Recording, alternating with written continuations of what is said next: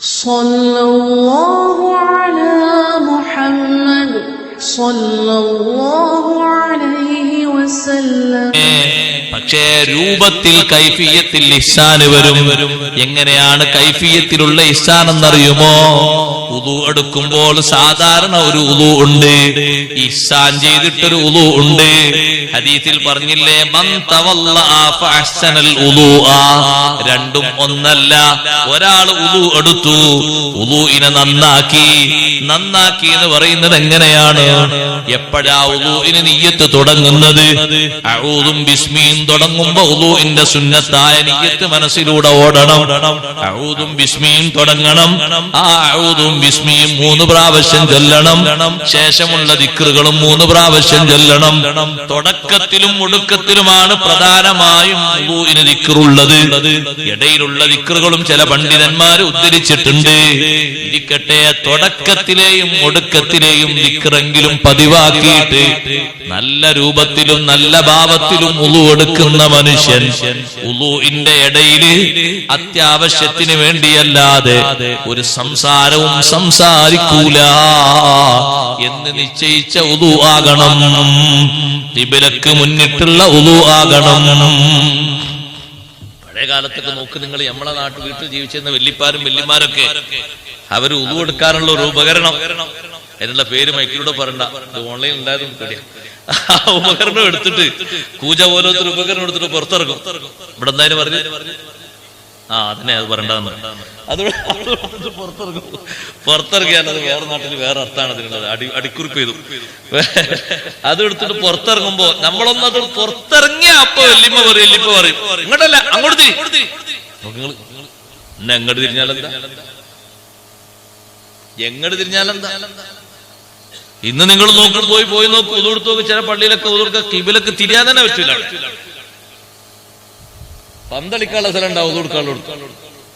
കിബിലൊക്കെ തിരിഞ്ഞാലും അയാൾ ഉദുർക്കാണെങ്കിൽ ഇതിനകത്ത് നിസ്കരിക്കാൻ പോകാനും പറ്റൂല. കാരണം ബാക്കിയുള്ള വെള്ളം മുഴുവൻ അയാളെ പരടിയിലേക്ക് ഇറങ്ങി വീഴാം. കിബിലക്ക് മുന്നിട്ടല്ലേ ഉദു എടുക്കേണ്ടത്, അതിനല്ലേ സൗകര്യങ്ങൾ ഏർപ്പെടുത്തേണ്ടത്.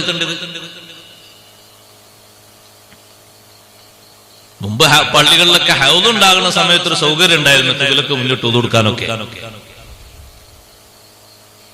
ഇപ്പൊ ഹൗദ് മുഴുവനും വലിച്ചു പൊട്ടിച്ചെറിഞ്ഞ് പൈപ്പ് നോക്കുമ്പോ കിബില എന്നുള്ള സംഗതി കിട്ടാതെ ബാക്കിയുള്ള ഭാഗത്തൊക്കെ തിരിയാൻ സ്ഥലമുണ്ട്.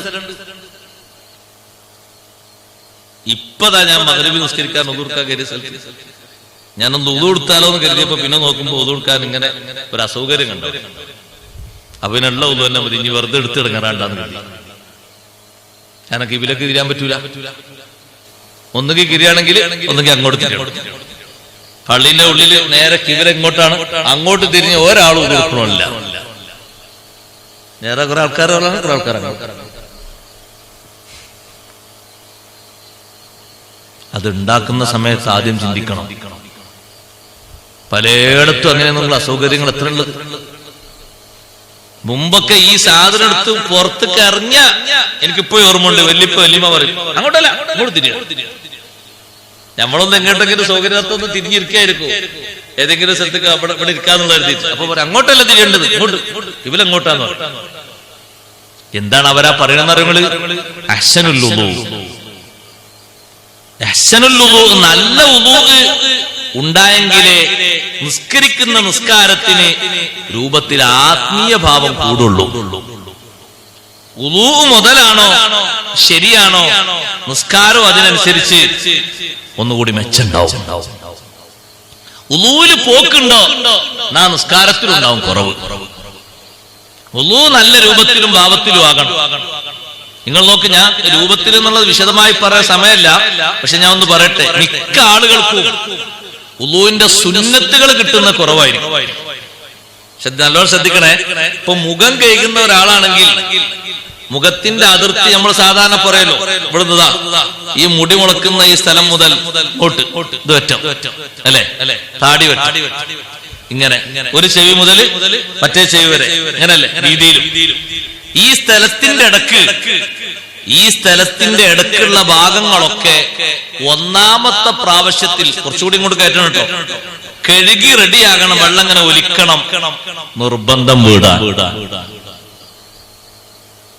അതേ സമയത്ത് 2ഉം 3ഉം കഴുകിയിട്ട് ഫർള് മാത്രം വീടുന്ന ആളുകളാണോ സുന്നത്ത് ഉണ്ടാകൂല. കാരണം സുന്നത്തിനായിട്ടില്ല. ഒന്നിൽ തന്നെ ശരിക്ക് ഫർളായ ഭാഗങ്ങൾ റെഡിയായി വീടിയെങ്കിലേ പിന്നെ കേൾക്കണ 2 എന്തായി കൂട്ടുള്ളൂ, സുന്നത്തായി കൂട്ടായി. അല്ല 2 കൊണ്ട് കുറച്ചുകൂടി ഫർള് പൂർത്തിയായി, 3 കൊണ്ട് ഫുള്ളായി പൂർത്തിയായി. ഇപ്പൊ എന്തേ ആയിട്ടുള്ളൂ? ഇപ്പൊ ഫർളേ ആയിട്ടുള്ളൂ. 1 ഫർളേ ആയിട്ടുള്ളൂ. അപ്പൊ അയാൾക്ക് എന്തില്ല? സുന്നത്തില്ല, അഹ്സനുൽ വുളൂ ഇല്ല. കൈ ഇങ്ങനെ കേൾക്കണം ഒരാൾ. കൈ കേൾക്കുമ്പോ ഈ മുട്ടിന്റെ ഭാഗം വരെ കുറച്ചുകൂടി ഇങ്ങോട്ട് കയറ്റി കേൾക്കണം. അപ്പോഴേ മുട്ട് കൈകി എന്ന് പറയാൻ പറ്റുള്ളൂ. കുറച്ചിങ്ങോട്ട് ഒരു ഒരു വിരലിന്റെ ഇത്ര അങ്ങോട്ട് കയറ്റി കേൾക്കണം, മുട്ടിന്റെ അവിടെ നിന്ന് ഇങ്ങോട്ട്. അത് 1ാമത്തെ കൈകളിൽ ഇങ്ങനെ കൊണ്ട് പൂർണ്ണമായോ? 2, 3 ഒക്കെ സുന്നത്താണ്. അതിന് 1ാമത്തെ കൈകളിൽ ഇങ്ങനെ കൈകിയപ്പോ ഇവിടെ നനഞ്ഞിട്ടില്ല, അത് 2ൽ നനഞ്ഞു. 3ാമത്തേൽ ഇവിടെ നനഞ്ഞു, ഫുള്ളായിട്ട് നനഞ്ഞു. ഇപ്പൊ ഫർള് വീടി, സുന്നത്തായിട്ടില്ല. 1ാമത്തതിൽ തന്നെ ഫർളിന്റെ മഹല്ല് മുഴുവനും ശരിക്ക് വെള്ളം ഒലിച്ച് കൈകി റെഡിയായോ? 2ഉം 3ഉം സുന്നത്തുകളാണ്. അതിനതിൻ്റെതായ ഒരു രൂപഭാവങ്ങൾ. വുളൂ എടുക്കാന്ന് പറഞ്ഞാൽ ചെറിയൊരു സംഗതിയായി കണക്കൂട്ടരുത്. വലിയൊരു അമലാണ് വുളൂ എന്ന് പറയുന്നത്. നിസ്കാരത്തിന് ശരിക്ക് ഭംഗി കൊടുക്കുന്നതിൽ ഏറ്റവും പ്രധാനപ്പെട്ട ഒരു ഭാഗം വുളൂ ആണ്. അതിന്റെ ആ 2 ദുആ നമ്മൾ എപ്പോഴും മുറുകെ പിടിക്കണം. അഷ്റഫുൽ ഖൽഖ് സല്ലല്ലാഹു അലൈഹി വസല്ലം തങ്ങൾ അവസാനത്തെ ദുആ ചൊല്ലുന്ന ആളെ പറ്റി പറഞ്ഞൊക്കെ എത്രമാത്രം ശ്രേഷ്ഠമായതാണ്. അവസാനത്തെ ദുആ ചൊല്ലുന്ന ഒരു മനുഷ്യൻ, അവസാനത്തെ ദുആ വുളൂ കഴിഞ്ഞിട്ട് 2 കൈയും മേൽപോട്ട് ഉയർത്തി ഖിബലയിലേക്ക്, കണ്ണും ഉയർത്തി ഖിബലയിലേക്ക് തിരിഞ്ഞുള്ള ദുആ 3 പ്രാവശ്യം ചൊല്ലുന്ന ഒരു മനുഷ്യൻ, അയാള് ആ ദുആ ചൊല്ലി പൂർത്തിയാക്കിയിട്ട് അയാൾക്ക് കിട്ടുന്ന സന്തോഷം, ആഖിറത്തിലെത്തിയാൽ അയാൾ സ്വർഗത്തിൽ കടക്കും എന്ന് ഉറപ്പാണ് എന്നുള്ള സന്തോഷം നൽകിയത്. ആ ഹദീസ് വിശദീകരിച്ചുകൊണ്ട് ഇബ്നു അബ്ബാസ് റളിയല്ലാഹു അൻഹു പറഞ്ഞു, സ്വർഗത്തിൽ കടക്കും എന്നാണ് ആ ദുആഇന്റെ സന്തോഷം പറഞ്ഞതെങ്കിൽ മുഅ്മിനായ മനുഷ്യന് വലിയൊരു സന്തോഷം അതിലുണ്ട്. സ്വർഗത്തിൽ കടക്കണമെങ്കിൽ ഈമാനോടെ മരിക്കണം. ഈ ദുആ പതിവാക്കുന്ന മനുഷ്യൻ എങ്ങനെ മരിക്കൂ? ഈമാനോടെ മാത്രമേ മരിക്കൂ. ഈ ദുആ അങ്ങനെ ഖിബിലാക്കുന്നിട്ടുള്ള ദുആ അത് പതിവാക്കുന്ന ആള് അയാൾ മരിക്കൂല. സ്വർഗത്തിൽ കടക്കുന്നവരെ അയാൾ ഖബറിന്നുണ്ട് എഴുന്നേറ്റ് വരുമ്പോഴേക്ക് അയാൾക്കുള്ള സന്തോഷ വാർത്ത പറഞ്ഞാണ് സ്വർഗത്തിൽ ആൾ പ്രവേശിക്കുന്നു. സ്വർഗത്തിൽ പ്രവേശിക്കണമെങ്കിൽ മുഅ്മിനായി മരിക്കണ്ടേ? അപ്പൊ വുളൂഇന്റെ രൂപഭാവങ്ങളിൽ ഇഹ്സാൻ സ്വീകരിക്കണം എല്ലാ സ്ഥലങ്ങളിലും. ഇപ്പൊ കാത് തടവുന്നിടത്ത്, കാത് ചെവി ഇങ്ങനെ തടവുമ്പോ ഈ ചെവിക്കുടി മാത്രം ഒരു 3 പ്രാവശ്യത അങ്ങനെ തടവൽ സുന്നത്തുണ്ട്. അത് വേറിട്ടുള്ളതാണ്, വേറെ വെള്ളം കൊണ്ട് തന്നെ. ഒന്നായിട്ട് വെള്ളം കൊണ്ട് ഇങ്ങനെ കുഴക്കാനല്ല. ആദ്യം ഒന്ന് വെള്ളം എടുത്തിട്ട് ഇങ്ങനെ കേകി 3 പ്രാവശ്യം കേകിയിട്ട് കുഴി മാത്രം ഒരു 3 തടവലുണ്ട്. അതിനുശേഷം പിന്നെ ഒന്നുകൂടി നനച്ചിട്ട് പിന്നെ ഒന്നുകൂടിയുള്ള തടവലുണ്ട്. അപ്പോഴേ കാതിന്റെ തടവലിലുള്ള ഇഹ്സാൻ കിട്ടുള്ളൂ. അങ്ങനെ തടവൽ നമ്മൾ ചിലപ്പോഴൊക്കെ തടവാറ് ഒരു പേരിന് ഇങ്ങനെ ഒരു ചെറിയ തടവിയോന്ന് ചോദിച്ചാ തടവി എന്ന് പറയാൻ മാത്രം ഒരു പേരില് ഒരു ബട്ടണമർത്തും പോലെ, ഓൺലൈൻ ബട്ടൺ,